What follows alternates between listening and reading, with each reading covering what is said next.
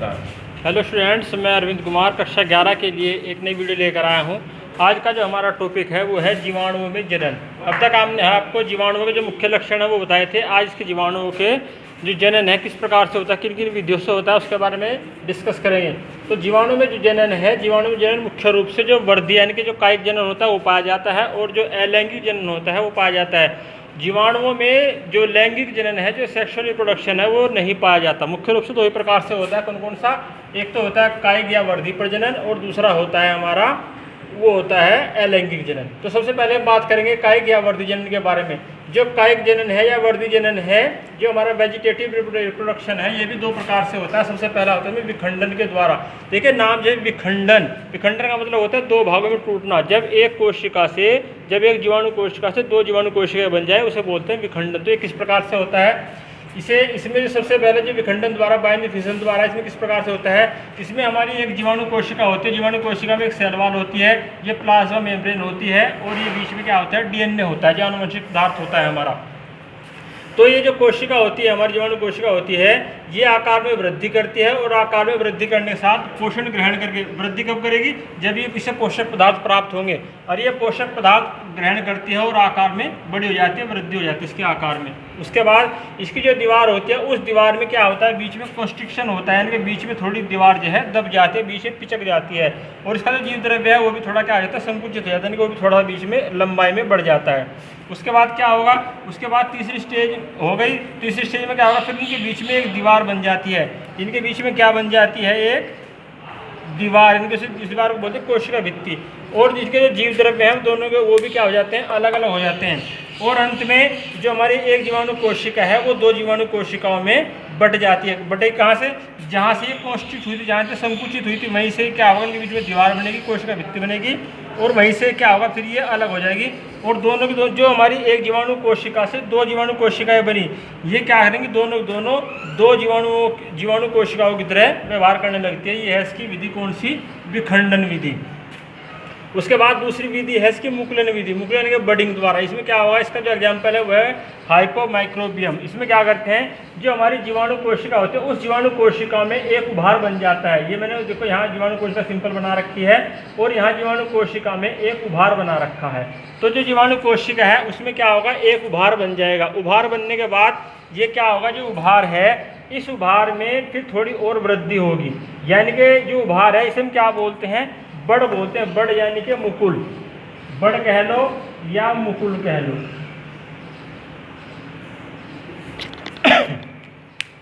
जो हमारी जीवाणु कोशिका है इसमें क्या होगा? इसमें जो उभार बन जाएगा, उभार आकार में वृद्धि करेगा, और उभार में वृद्धि करने के साथ साथ जो इसमें कोई जो हमारे इसमें जो उभार में वृद्धि करने के साथ साथ जो संरचना बनेगी, इस संरचना को हम बोल लेंगे मुकुल, यानी कि यंग बड़। ये हमारी क्या होगी? एक मुकुल कह लो या कलिका कह लो। उसके बाद जो हमारी मुकुल बनी, ये मुकुल क्या करेगी? इससे परिपक्व हो जाएगी। हमारी जो बड़ है, हमारी जो मुकुल है, ये परिपक्व हो जाएगी। परिपक्व होने से ये क्या होगी?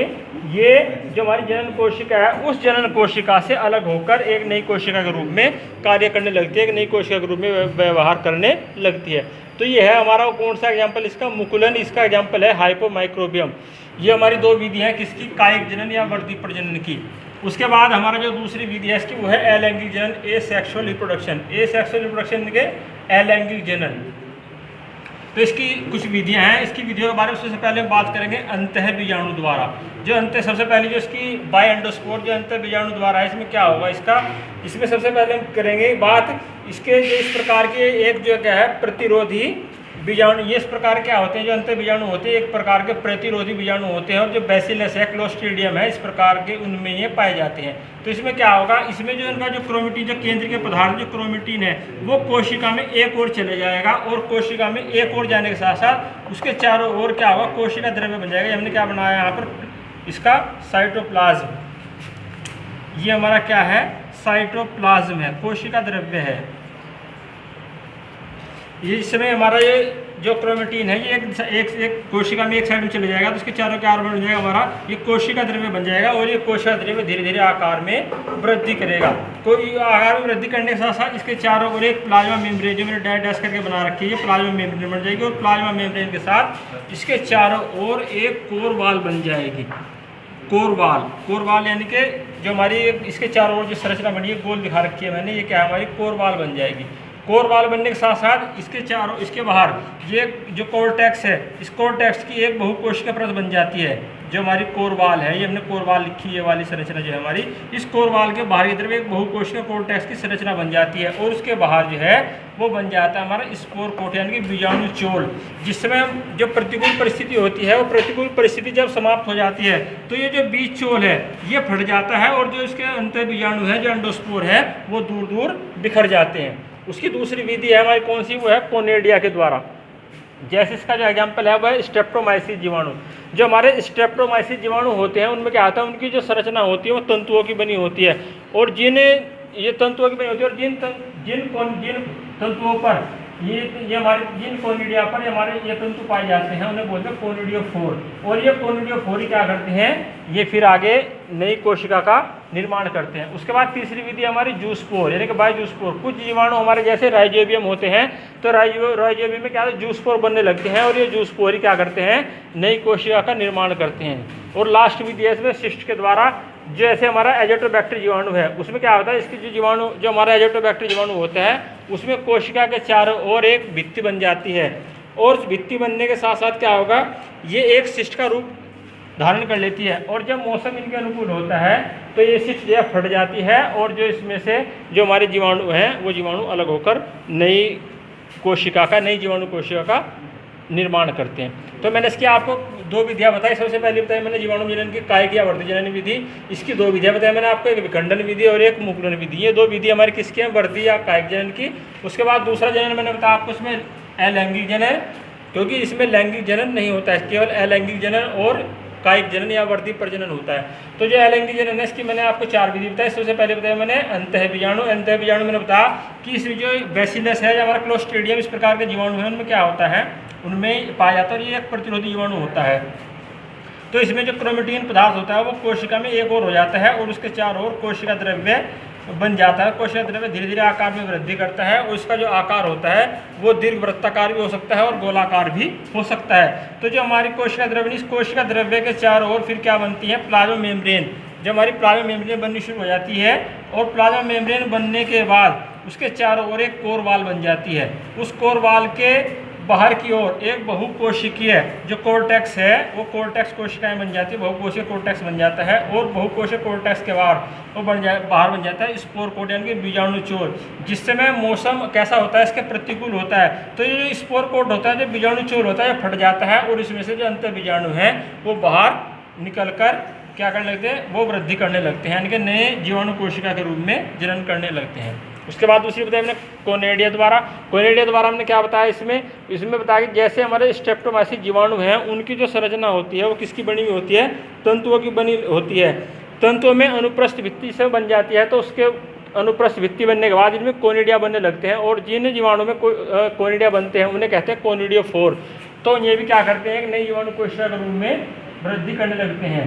उसके बाद है हमारा जूस्पोर द्वारा। बायोजूस्पोर में क्या है, जैसे हमारे जो राइजोबियम जीवाणु है हमारा, तो जो हमारे कुछ जीवाणु जैसे राइजोबियम है इनमें क्या होता है, जूस्पोर बनने लगते हैं और ये भी क्या करते हैं, वृद्धि करके जनन कोशिका के रूप में कार्य करने लगते हैं। उसके बाद लास्ट बताया हमने इसमें आपको शिष्ट द्वारा।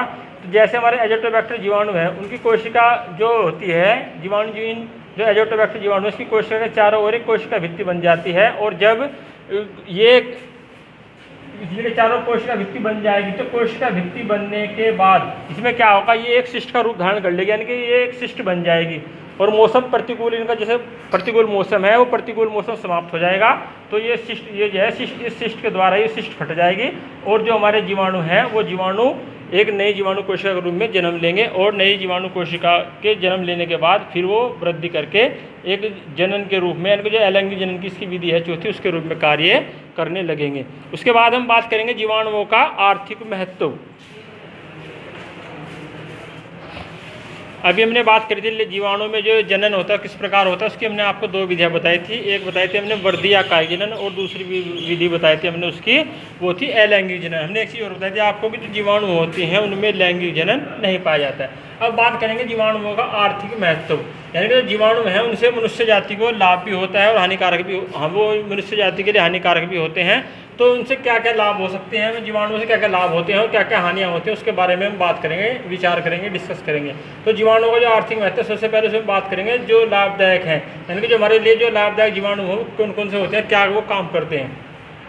सबसे पहले बात करेंगे हम डेयरी उद्योग में, यानी कि जो हमारे दूध से संबंधित जो चीज़ें हैं उनमें जो हमारा लैक्टिक एसिड जीवाणु होता है, यानी कि जैसे दूध से दही बनाना, दूध से मक्खन बनाना, दूध से पनीर बनाना, तो उसमें कौन सा जीवाणु काम आता है, हमारा लैक्टिक एसिड जीवाणु। तो ये लैक्टिक एसिड जो जीवाणु होता है ये दूध की जो लैक्टोज शुगर होती है उस लैक्टोज शुगर को लैक्टिक एसिड में बदल देता है, जिससे हमारा दूध खट्टा हो जाए, हमारी जो दही है वो आराम से जम जाती है। कहने का मतलब यह है जो डेयरी उद्योग है उसमें जो हमारा लैक्टिक एसिड जीवाणु है ये काम आता है। और ये लैक्टिक एसिड जो जीवाणु है, ये लैक्टिक एसिड जीवाणु क्या करता है, दूध की जो लैक्टोज शुगर होती है उस लैक्टोज शुगर को लैक्टिक एसिड में बदल देता है और हमारा दूध खट्टा हो जाता है। तो इसमें कौन से जीवाणु काम आते हैं हमारे, उसका नाम है उसमें एक तो है स्ट्रेप्टोकोकस लैक्टिस और एक होता है लैक्टोबैसिलस केसाई। ये हमारे जीवाणु हैं, ये जीवाणु हमारे इस डेयरी उद्योग में काम आते हैं। उसके बाद बात करेंगे नंबर 2 हमारे खाद्य श्रृंखला के रूप में। जो हमारे पौधे होते हैं और जंतु होते हैं उनके जो मृत शरीर होते हैं, उनके मृत शरीर के जो जटिल कार्बनिक पदार्थ होते हैं, उनके जटिल कार्बनिक पदार्थों को सरल अकार्बनिक पदार्थों में बदलने का काम भी कौन करते हैं, हमारे ये भी करते हैं हमारे जीवाणु। और फिर इनके जो उपयोगी तत्व हैं, जो उनके उपयोगी तत्व हैं वो उपयोगी तत्व हमारी जो भूमि होती है भूमि में संचित हो जाते हैं, इकट्ठे हो जाते हैं। उसके बाद बात करेंगे नाइट्रोजन स्थिरीकरण। जो नाइट्रोजन स्थिरीकरण है ये सबसे इम्पोर्टेंट हमारा पॉइंट है इसमें। ये आपने इसमें सबसे पहले बात करेंगे जो हमारे एजोटोबैक्टर जो क्लोस्ट्रीडियम इस प्रकार के हमारे जीवाणु हैं जो नाइट्रोजन का स्थिरीकरण करते हैं। एजोटोबैक्टर और क्लोस्ट्रीडियम जीवाणु ये क्या करते हैं, जो वायुमंडल की जो नाइट्रोजन होती है, पहली बात तो बता दूं आपको कि ये वायु में स्वतंत्र रूप से जो हमारे भूमि के मिट्टी कण होते हैं उसमें रहते हैं और ये नाइट्रोजन को अवशोषित करते हैं और नाइट्रोजन को अवशोषित करके नाइट्रोजन यौगिकों में बदल देते हैं। जो वायुमंडल की जो नाइट्रोजन होती है उसे क्या करते हैं, अवशोषित करते हैं, उसे सोख लेते हैं और फिर उसे नाइट्रोजन यौगिकों में बदल देते हैं। फिर इनके गठन से क्या होगा, इनके गठन से अमोनिया बनेगी और अमोनिया से फिर क्या होगा, उसे नाइट्राइट में बदला जाएगा और नाइट्राइट को फिर नाइट्रेट में बदला जाएगा। इस प्रकार ये क्या करते हैं, नाइट्रोजन का स्थिरीकरण करते हैं। इससे हमारी भूमि जो है, भूमि की जो उर्वरा शक्ति होती है वो बढ़ती है। सेकंड पॉइंट है इसमें, जैसे हमारे जो लेग्यूमिनेसी कुल है, तो हमारी लेग्यूमिनेसी कुल के जब हमारे पौधे हैं, जैसे हमारे दाल वाले पौधे हैं, फली वाले पौधे हैं, चना है, मटर है, सेम, इस प्रकार के जो हमारे पौधे हैं उनकी जो जड़ें होती हैं उनकी जड़ों में छोटी छोटी गांठें पाई जाती है और उन गांठों में क्या होता है, एक बैक्टीरिया होता है, उसका नाम है राइजोबियम लेग्यूमिनिसेरम।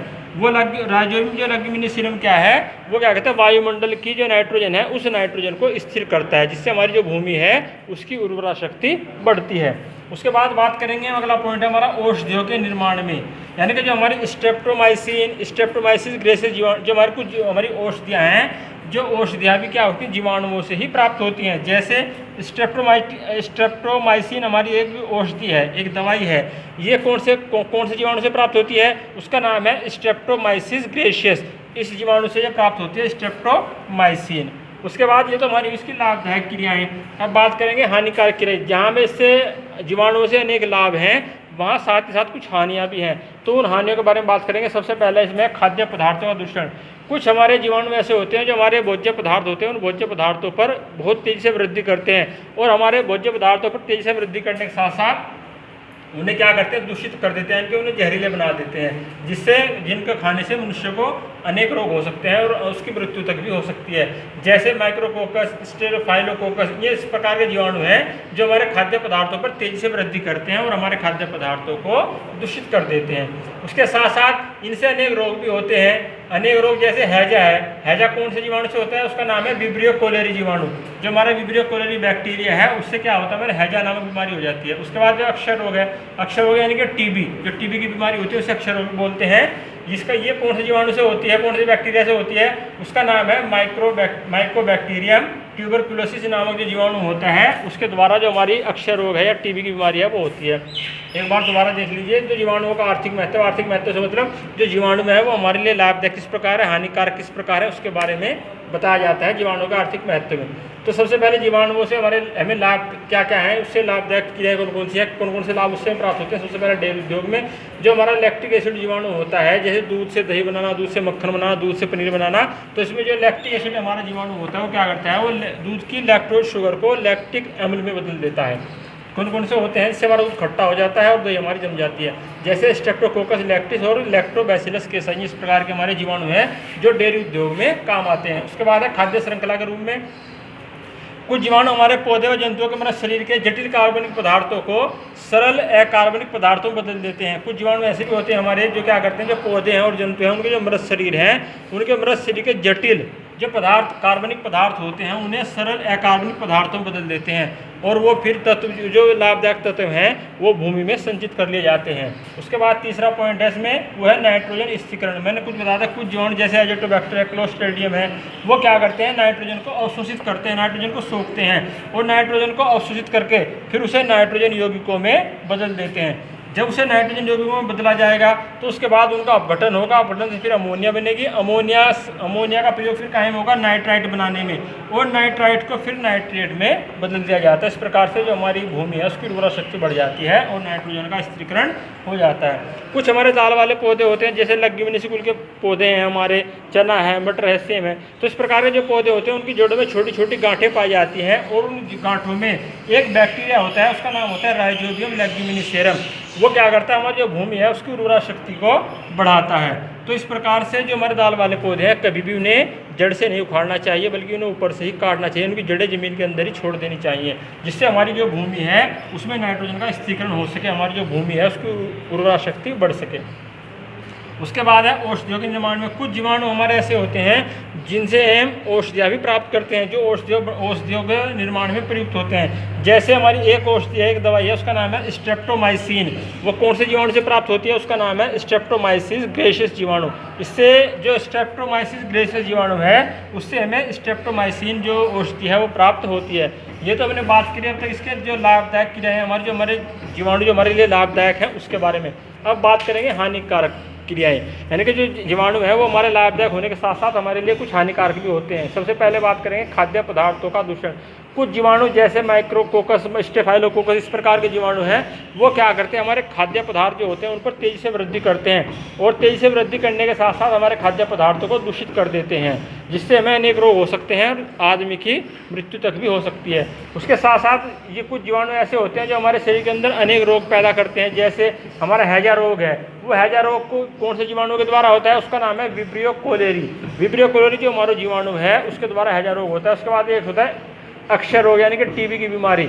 अक्षय रोग यानी कि जो टीबी बीमारी है वो होती है माइकोबैक्टीरियम ट्यूबरकुलोसिस नाम का एक जीवाणु होता है, उसके द्वारा होती है। तो बच्चों आज हमने आप जो जीवाणु है, जीवाणु में जनन किस प्रकार से होता है उसके बारे में बात की, उसके बारे में पढ़ा और जो जीवाणुओं का आर्थिक महत्व है उसके बारे में आपको विस्तार से बताया। उम्मीद करता हूँ आप लोगों को समझ में आया होगा। अगर फिर भी नहीं समझ में आता, कोई बात समझ में आई हो आपकी, तो आप मुझसे पूछ सकते हैं। तो ये 2 क्वेश्चन आपको तैयार करने हैं। दोनों क्वेश्चनों में जो ज़्यादा इंपॉर्टेंट क्वेश्चन है वो हमारा ये वाला है, जीवाणुओं का आर्थिक महत्व। हो सकता है आपके एग्जाम में भी आ जाए, अच्छा क्वेश्चन है एग्जाम के हिसाब से, तो इसलिए इनकी तैयारी अच्छे से करना। धन्यवाद।